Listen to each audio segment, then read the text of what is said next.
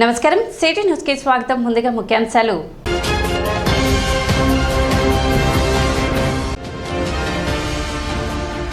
TDP వ్యవస్థాపకులు ఎన్టీఆర్ వర్ధంతి సందర్భంగా పట్టణ టీడీపీ కార్యాలయంలో ఏర్పాటు చేసిన రక్తదాన శిబిరాన్ని ప్రారంభించిన మాజీ మంత్రి ఆలపాటి రాజేంద్ర ప్రసాద్.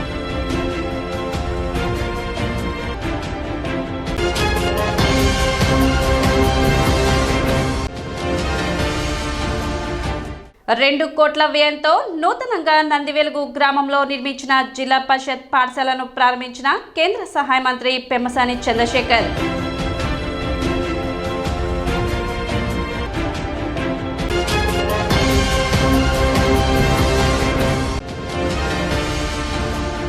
శనివారం నుండి పునఃప్రారంభమైన Tenali Guntur non stop bus సర్వీసులు.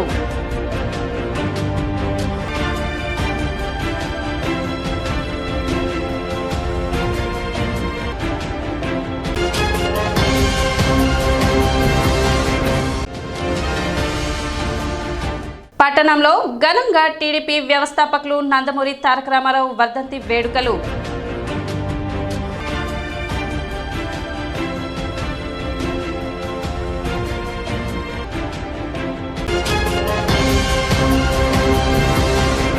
పేదవాడిని ప్రపంచానికి పరిచయం చేసేది చదువు మాత్రమేనని విధిరాత ఎలా ఉన్నా విజ్ఞానవంతులుగా వికాసవంతులుగా విద్యార్థులను తీర్చిదిద్దేది విద్యాలయమని కేంద్ర సహాయ మంత్రి డాక్టర్ పెమ్మసాని చంద్రశేఖర్ అన్నారు.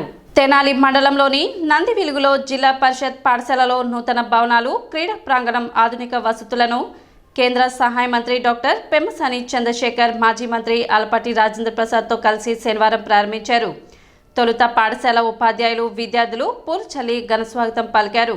అనంతరం పాఠశాలలో ఏర్పాటు చేసిన సభలో కేంద్ర సహాయ మంత్రి పెమ్మసాని చంద్రశేఖర్ ప్రసంగించారు. మేము సైతం ద్వారా ఒక బృందంగా ఏర్పడి నూతన భవనాలను, సౌకర్యాలను ఏర్పాటు చేసిన ధూళిపళ్ల సుధాకర్కి ధన్యవాదాలు తెలిపారు. ఆలపాటి రాజేంద్ర ప్రసాద్ తొలిసారి ఈ స్కూల్ అభివృద్ధి నిమిత్తం నిధులు కేటాయింపు చేసి శంకుస్థాపన చేశారని, కర్మ సిద్ధాంతం ప్రకారమో ఏమో గాని తిరిగి ఆయన ఈ భవన ప్రారంభంలో పాల్గొన్నారని తెలిపారు. ఇలాంటి భవనాలు, సౌకర్యాలు ఏర్పాటు చేయాలంటే ఎంత కష్టపడితే సాధ్యమవుతుందో ఆలోచించి విద్యార్థులు గాని, ఉపాధ్యాయులు గాని మంచి నాయకులను ఎన్నుకోవాలని కోరారు. నేడు విద్యావంతులు, మంచివాళ్లు, మేధావులు, వ్యాపారులు రాజకీయాల్లో కొనసాగుతున్నారంటే అందుకు ప్రధాన కారణం చదువు అని ఆయన అన్నారు.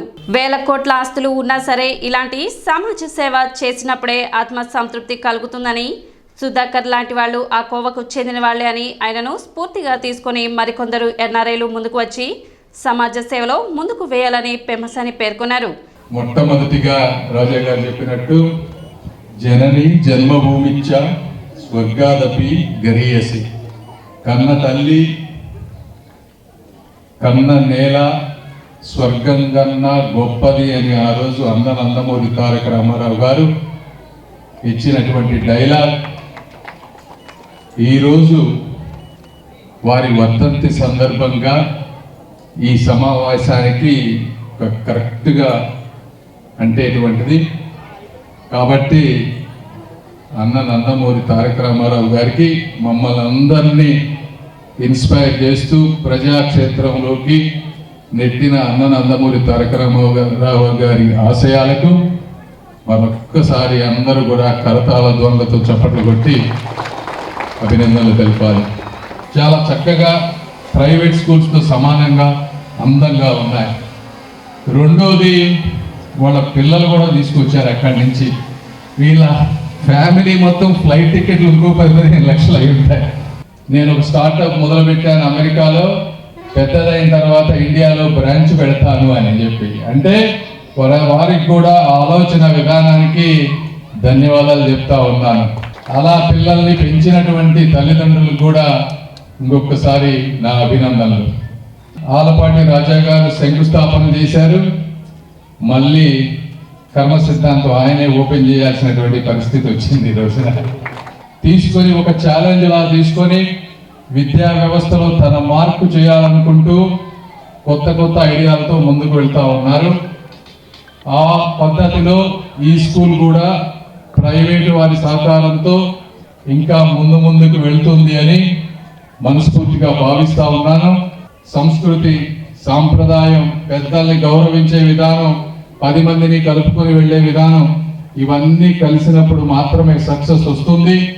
అంటే ఒక స్వచ్ఛమైన పాలు కూడా పాడైనటువంటి ఒక పాత్రలో పోస్తే అవి కూడా విరిగిపోతాయి. కాబట్టి ఎంత చదువుకున్నా కూడా కరెక్ట్ సంస్కారం ఉన్నప్పుడు మాత్రమే మనిషి ముందుకు వెళ్తారు.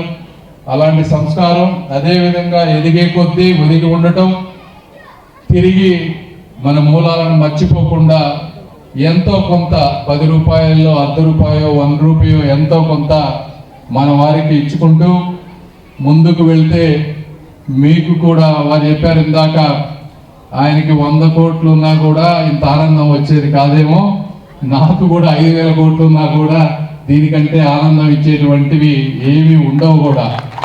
ఎన్ఆర్ఐలు ఎక్కడెక్కడైతే ఉన్నారో ఎంతో కొంత మీరు కూడా సమాజ సేవలోకి రండి. కార్యక్రమంలో టీడీపీ నాయకులు కృష్ణ గంప, VSR and NVR college chairman Nanapaneni Sudhakar, గ్రామ సర్పంచ్ దూలిపళ్ళ వెంకట నాగ పవన్ కుమార్, మేము సైతం ట్రస్ట్ సభ్యులు తదితరులు పాల్గొన్నారు.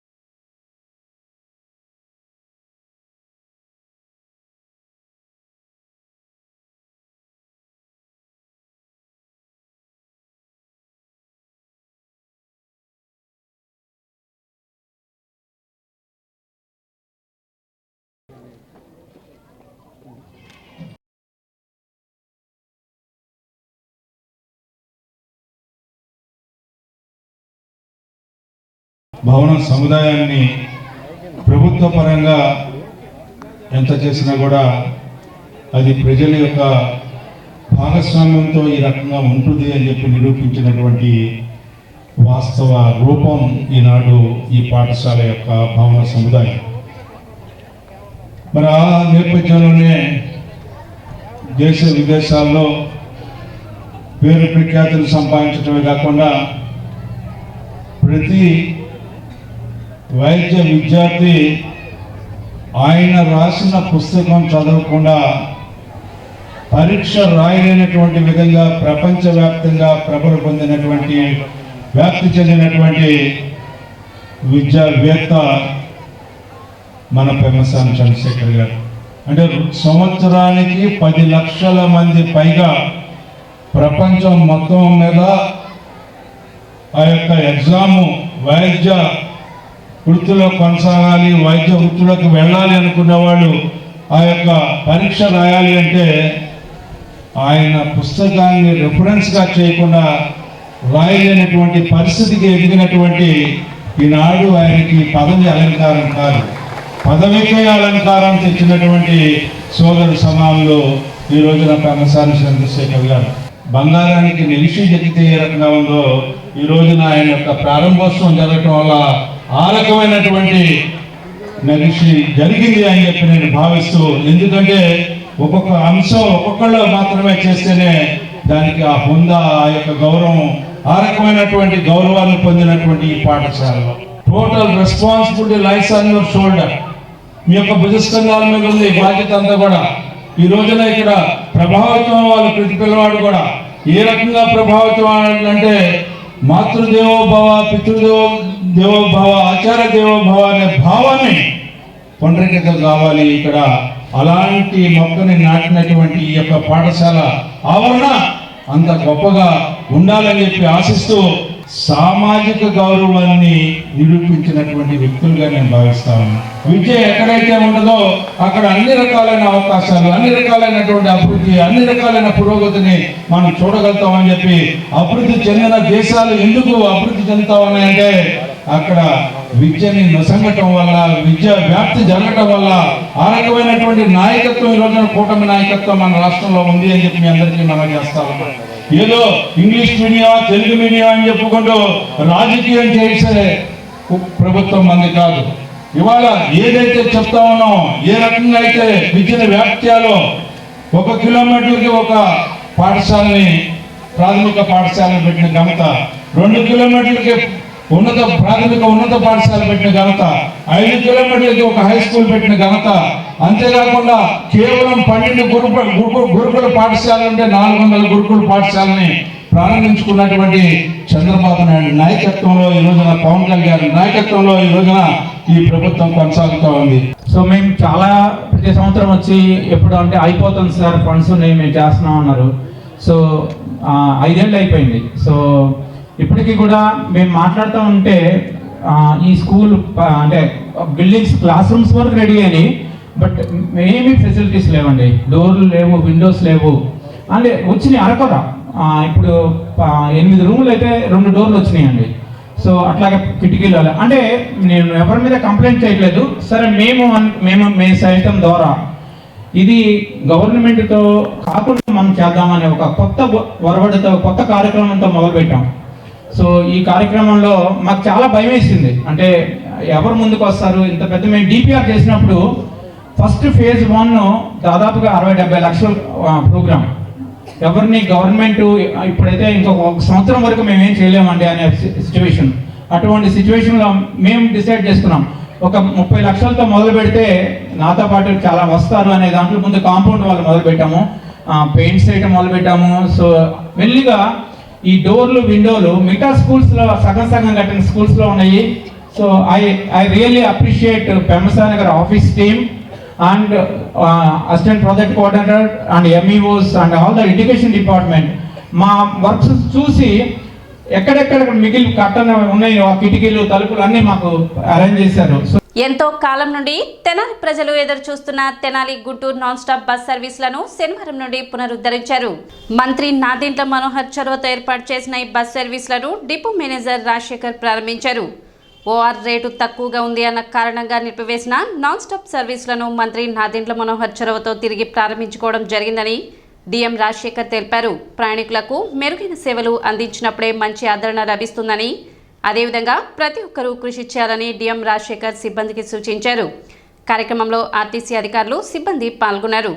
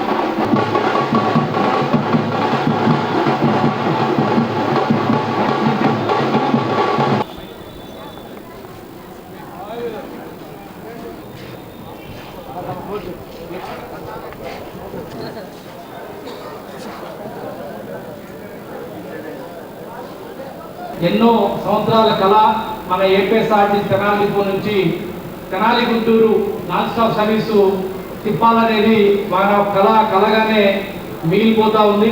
అయితే గౌరవ మన నాదెండ్ల మనోహర్ గారు మంత్రివర్యులు, మన తెనాలి నియోజకవర్గం, ఆయన సహకారంతో ఎన్నో కొత్త పనుల్ని మనం తీసుకురావడం జరిగింది. గతంలో కూడా సార్ చెప్పిన మీదుగా ఒక 18 బళ్ళు ఓపెన్ చేసుకున్నాం. అదేవిధంగా డిపోలో కొన్ని డెవలప్మెంట్ కార్యక్రమాలు కూడా మనం చేసుకోవడం జరిగింది. అయితే ఈరోజు కూడా ఈ కార్యక్రమానికి గౌరవ మంత్రివర్యులు గారు రావడం యాక్చువల్గా జరగాలి. అలాంటిది అర్జెంట్ వర్క్ మీద గౌరవ డిప్యూటీ సీఎం గారి ప్రోగ్రాంలో పాల్గొవాల్సింది కాబట్టి ప్రజలకు ఎలాంటి ఇబ్బంది లేకుండా ఏదైతే షెడ్యూల్ ప్రకారం ఉందో ఆ షెడ్యూల్ ప్రకారం జరిపేయండి అని సార్ యొక్క ఆదేశాలతో మన ఈ ప్రోగ్రామ్ని జరపడం జరుగుతూ ఉంది. శనివారం పట్టణంలో టీడీపీ వ్యవస్థాపకులు నందమూరి తారక రామారావు 29వ వర్ధంతి వేడుకలను ఘనంగా నిర్వహించారు. టీడీపీ రాష్ట్ర వాణిజ్య విభాగ అధికార ప్రతినిధి ఈదర పూర్ణచంద్ ఆధ్వర్యంలో స్థానిక ఐతానగర్లోని లింగారావు సెంటర్ వద్ద ఎన్టీఆర్ చిత్రపటానికి పూలమాలలు వేసి నివాళులు అర్పించారు. సంక్షేమానికి ఆద్యుడు టీడీపీ వ్యవస్థాపకులు నందమూరి తారక రామారావు అని ఈ సందర్భంగా పలువురు కొనియాడారు. ఈరోజు నందమూరి తారక రామారావు గారి 29వ వర్ధంతి సందర్భంగా ఐతానగర్ సెంటర్లో వారికి ఘనమైన నివాళులు అర్పించడం జరిగింది. నందమూరి తారక రామారావు గారు 9 నెలల్లో పార్టీ స్థాపించి 9 నెలల్లోనే అధికారం చేజిక్కించుకొని ఎన్నో సంక్షేమ కార్యక్రమాలు తెచ్చిన మహోన్నతమైన వ్యక్తి నందమూరి తారక రామారావు గారు. అంతకుముందు ఒక బొంగు 4 తాటాకులు ఇచ్చి ఇళ్ళకి ఇచ్చిన కాంగ్రెస్ గవర్నమెంట్ని మట్టి కరిపించి అధికారంలోకి వచ్చి అందరికీ పక్కా ఇళ్ళు నిర్మింపజేసిన అన్న ఎన్టీ రామారావు గారు. అట్లానే జనతా వస్త్రాలు 2 రూపాయలకే కిలో బియ్యం వంటి సంక్షేమ పథకాలు తీసుకొచ్చిన అన్న ఎన్టీ రామారావు గారికి ఈరోజు ఇక్కడ ఆయన వర్ధంతి సందర్భంగా నివాళులు అర్పించడం జరిగింది. కార్యక్రమంలో ఈదర శ్రీనివాసరావు, అత్తోట శరత్ బాబు, ఈదర బుత్సే చౌదరి, ఈదర బాబు, అన్నాబతిని శ్రీనివాసరావు, పి రామ్మోహన్ రావు, వసంతం అశోక్ తదితరులు పాల్గొన్నారు.